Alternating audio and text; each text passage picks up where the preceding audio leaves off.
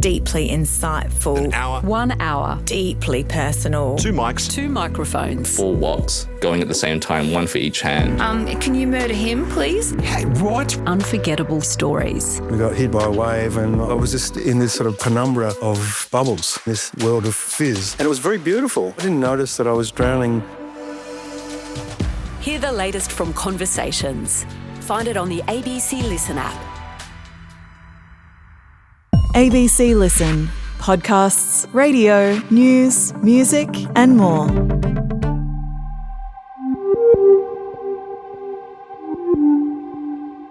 A unique murder weapon sent to a true crime chat group.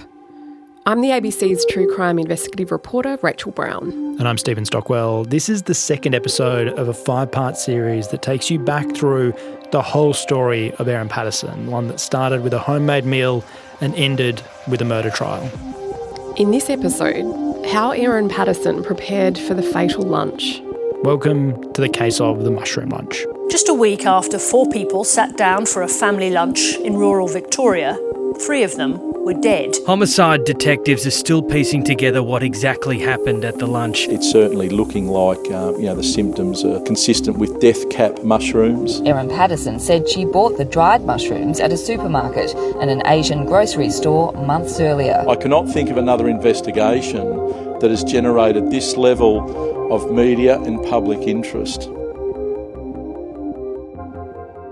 In the middle of 2023, there's this guy called Dr. Tom May. He's one of Australia's leading mycologists, so experts in mushrooms. And he's going for a walk in southeastern Victoria, an area called Gippsland, specifically a place called Outram. And he's walking along a kind of dead-end road that runs across the top of a ridge out on a farm near there. And he sees some mushrooms that are sprouting on a pile of leaves beneath an oak tree. Now, Dr. Tom May, being the mushroom expert that he is, knows immediately what these are. Again, he is one of our country's foremost experts in mushrooms. He was actually in the area that day because he was giving a lecture on mushrooms when he decided to go for a walk. And this is when he sees them. These are yellowish. They have a broad cap, and these really intricate gills, which are the little lines that you'll see underneath the top of a mushroom. And they were growing under an oak tree. So he knew right away that they were death caps, the most deadly mushrooms in the world. Dr. Tom May takes a photo of these mushrooms and he posts them on the citizen science website iNaturalist, where people can share details and locations of various flora and fauna that they have spotted around. Now, Dr. Tom May, being an expert in mushrooms, has already made over 70 posts on this platform about different mushrooms, but never death caps. And he drops a pin near Outram with a photo of these mushrooms under his profile, Funky Tom, and goes on his way. Now, coincidentally, Stocky, this is not the first documented sighting of death cap mushrooms in Victoria that year. So Funky Tom's post lands in May 2023. But a month earlier, in April, there's a woman called Christine McKenzie. Now, she loves fungi. She says she finds them quite beautiful, so she loves taking photos of them. So she's out for a walk with her grandson and her dog on a footy oval in Lock, so also South Gippsland. Very early in the morning, the oval is ringed by oak trees, and underneath one she sees some mushrooms growing in the fallen leaves. They're also yellowish with a wide cap. Now, Christine McKenzie happens to be a former poisons information specialist, so she's also uniquely equipped to know these are death cap mushrooms. And if you're curious, it had been raining a lot during this period, which is why all these death caps started springing up. So like Dr. Tom May, Christine takes photos of these mushrooms and she posted a GPS pin to iNaturalist. She got her grandson and dog out of the way to do this. Very dangerous. And unlike Funky Tom, she tries to remove as many as she can. She takes a dog poo bag, she puts them in the bag. She says, look, Lock Kindergarten sometimes has bush kinder on this reserve, so I was keen to remove all the samples I could find. But she says, she's aware that this time of the season more could grow. And it just so happens that these two posts are the only known sightings of death caps in the Gippsland area in the past 20 years. Now, it doesn't mean they're not growing elsewhere, but they're the only two sightings that have been posted to this citizen science website.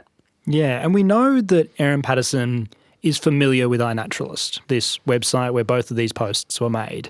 Just under a year earlier, we're talking late May 2022, just before Erin Patterson orders dinner for her family, she searches for death cap mushrooms on this site. You know, she opens up her computer, goes to the website, and there's a big map that you can use. So she types in death cap mushrooms and slowly zooms in from a world map to a map of Australia to a map of Victoria to see where these mushrooms are growing. Now, there weren't any growing near her house in Gippsland, but there were some growing in Melbourne. She has a look at that page for a little bit, not long, we're talking seconds, and then she goes to the local pub website to sort food for that night. She orders a family pack of garlic bread, 2 lots of chicken parmigiana, a kid's fish, and 1.25 litre bottle of no sugar Coke. Now, we don't know if Erin Patterson ever viewed the posts that Christine McKenzie made and Dr. Tom May made. No, we don't, which is really interesting, Stocky, because her iNaturalist search was in May 2022, and the two posts you just mentioned, they won't appear until the next April and May, just to set the timeline. But here's what we do know, and here's the curious thing. 10 days after Christine McKenzie posted pictures of death caps in Lock on the iNaturalist site, Erin Patterson goes for a little drive. So from her mobile data, here's what we know for sure. She leaves her home in Leongatha and she drives to somewhere near Lock, which is about 20-25 minutes away from where she lives. 2.5 hours after that, she stops in at the shops back at Leongatha and buys a dehydrator. Now, a month later, when Tom May drops a pin of his death cap sighting in Outram, Erin Patterson goes for a drive again, but this time just one day after this Tom May post. Her mobile data shows she drives to somewhere near Outram, which is 15 minutes from her house, and then also that morning she'd also visited Lock again too. So we don't know exactly where she went or, far more importantly, what she did, but on those drives we know for sure that the posts went up on iNaturalist, and pretty soon after those posts, Erin Patterson was somewhere nearby. This is all around April and May of 2023. And the reason that this timing is important and these dates are important is because the season for mushrooms doesn't last very long. You know, it needs to be wet, it needs to be cold but not too cool, which is why you get it in this kind of transitional month of autumn. As the weather's starting to cool down, things are a bit damp, and that's really the only time you'll actually be able to find mushrooms in any significant quantity, certainly if you're out foraging and the like. And Erin Patterson buys a dehydrator, Rach, as you've mentioned, at around the same time that these posts are appearing, and that's something you can use to preserve mushrooms. If you're only foraging for a short period of time during the year, being able to preserve and dry mushrooms like that means that you can keep them for a much longer period. You know, they don't last that long. There's bugs and dirt and grime that means that, you know, these will actually deteriorate pretty quickly. And, you know, not long after buying this dehydrator, Rach, she starts sharing the pictures of that and the pictures of mushrooms in that chat that she's got. Yeah, Stocky, on that Facebook chat group that started as a true crime chat group, she talks to them about dehydrating mushrooms, blitzing them into a powder. She says she was hiding them in her kids' meals. She says it's a really good way to get them to eat veggies. She talks about, you know, hiding powdered mushrooms in everything. You know, she mentions brownies. She also hides them in muffins. She says on one post, fun fact, dehydrating reduces mushroom mass by 90%. Do you think Woolies mind if I bring it into the veggie section and dry things before I buy them? I just have a feeling that the poor produce workers would not be particularly amenable to such an idea. No. Later on, one of her Facebook friends says she seems to really love mushrooms. Now, Erin is posting photos of mushrooms on the dehydrator, and Stocky, in one of the true ironies of this case, the very man whose post was said to have spurred Erin to visit Outram was the very same expert for the court case who's asked to look at photos of mushrooms. And in studying one of those photos, he says, yeah, they look consistent with Amanita phalloides at a high level of confidence. as a caveat, he says, look, potentially others look the same when presented in this way, but high level of confidence, they're death caps. Now, Stocky, similar photos reappear later in the trial, photos Erin had shared with her Facebook chat group of mushrooms sitting on the trays of her dehydrator. So essentially now we know this is a photo of the murder weapon sent to a true crime Facebook chat group. So the question that lots of people have been asking you and I is, why would you send this photo? Would you only send it if you honestly didn't know they were death caps? Or was it a ruse? Like, would you send it as insurance so you could later argue you didn't know they were death caps? What we do know is that she makes a beef Wellington that is full of death cap mushrooms. She uses that to murder 3 people. You know, Erin's story, which we didn't hear until years after this meal, was that she got into foraging during COVID. At some point, she must have accidentally picked some death cap mushrooms, thinking they were other mushrooms. She has dehydrated them as a way of storing them outside of the mushroom season and put them in a container that also had some other dried mushrooms that she'd bought from an Asian grocer in them. And then when it comes time to prepare this meal, she has accidentally put them in there to add more flavour. But there's a far more sinister version of events, which was essentially the prosecution's case, that Erin sees the posts on iNaturalist. Now, we know she visited that website once in 2022 from computer data. We don't know whether she ever saw those posts, but we also know that there's a phone missing that police never found. So perhaps she made those searches on that phone, phone A, it was called in the trial. So the sinister version is that she sees the posts on iNaturalist, she drives to Lock and Outram to pick death cap mushrooms, or maybe she saw them somewhere else and picks them somewhere else, Corumburra Botanical Gardens, for example. Who knows? We might never know. But she sees them, she brings them home, she dehydrates them, and she puts them in her cupboard, planning to serve them to her family. So these deadly mushrooms are now sitting in her cupboard like a ticking time bomb as the date of the lunch grows closer. But she still needs to get the lunch guests to her house at this point. You know, she has the means sitting in a cupboard, ticking away, but she has to find a reason to have, you know, all these people come to her house and sit down for a meal, because it's not something that she would normally be doing. No, I mean, Don and Gail had been over for lunch earlier in June, but that was a rare occurrence. So she invites them to this lunch a fortnight earlier at church. She asks Heather and Gail to come. And at the earlier lunch, you know, Gail had mentioned about Erin's garden, saying it was really nice. Heather would love to see it. So Erin says she wanted to invite Heather as well. Heather seemed really excited. Heather told Ian, or maybe Erin's trying to get closer to us.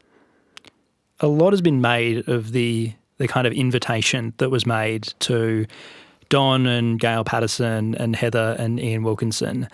I mean, the case against Erin Patterson was that she basically invented a serious medical issue. You know, she laid these breadcrumbs over the months prior to the lunch, making the guests worry or think that there was something going on, making references to biopsies and scans and the like, kind of mapping out this story that would make the guests worried that she had something really serious, like cancer.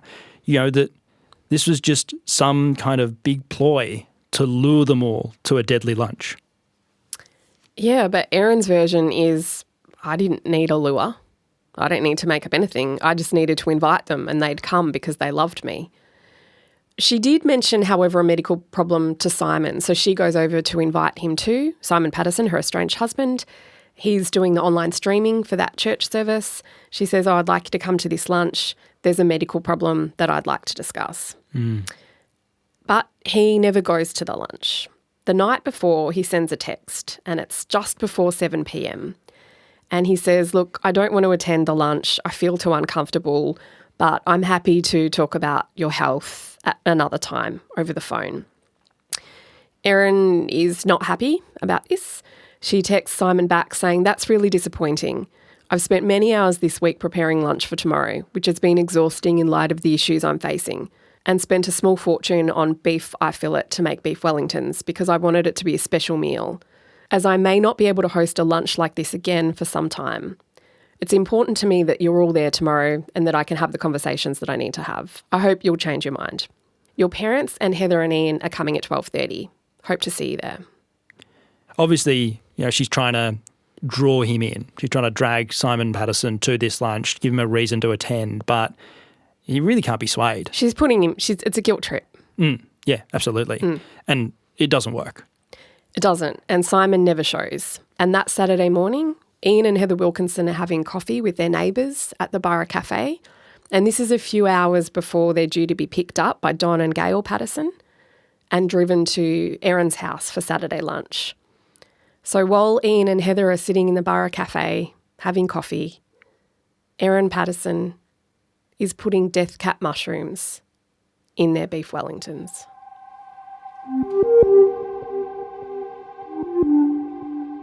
That meal causes so much pain, both physically to the guests and emotionally to their families after it causes the deaths of Don and Gail Patterson and Heather Wilkinson. In our next episode, we're going to follow the fallout from the lunch, tracing how sick the guests got and how sick Erin wasn't. Everything you've heard in this episode are all things that were presented as evidence during Erin Patterson's murder trial. The Case of the Mushroom Lunch is produced by ABC Audio Studios and ABC News. It's presented by me, the ABC's true crime investigative reporter, Rachael Brown, and Stephen Stockwell. Our executive producer is Claire Rawlinson, and supervising producer for this series is Yasmin Parry. Many thanks to Audio Studios manager Eric George and our commissioning executive producer Tim Roxburgh for help making this show a reality. This episode was produced on the land of the Wurundjeri people.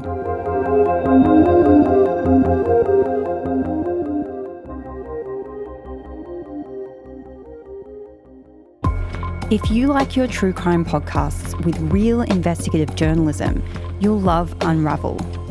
Unravel is the ABC podcast that investigates a new case each season. It's won podcast awards, journalism awards, and it's had millions of downloads. Unravel will have your headphones glued to your ears. Search for the Unravel podcast now for award-winning true crime. You can find it on the ABC Listen app.